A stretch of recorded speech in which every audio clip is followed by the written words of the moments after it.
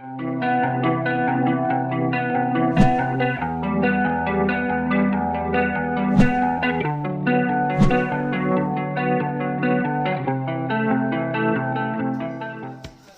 वालेकुम व्यूअर्स, मेरा नाम है अब्दुल गफ़ार और आप देख रहे हैं Abdul Gaffar Landa market YouTube official.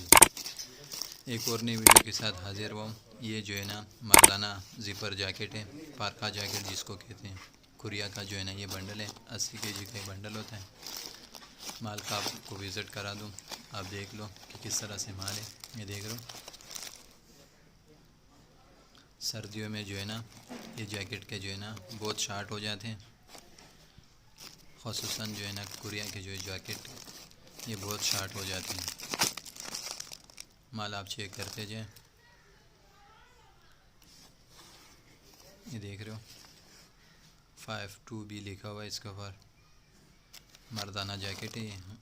माल आप चेक करते जाएं। देख रहे हो किस तरह साफ़ सुथरा माल है, चमक वाला माल है।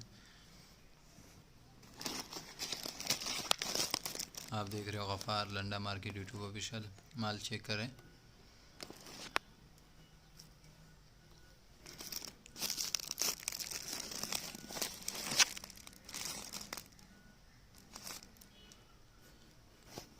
ये देख रहे हो पारका जैकेट है ये कुरिया का, 80 केजी के बंडल होते हैं।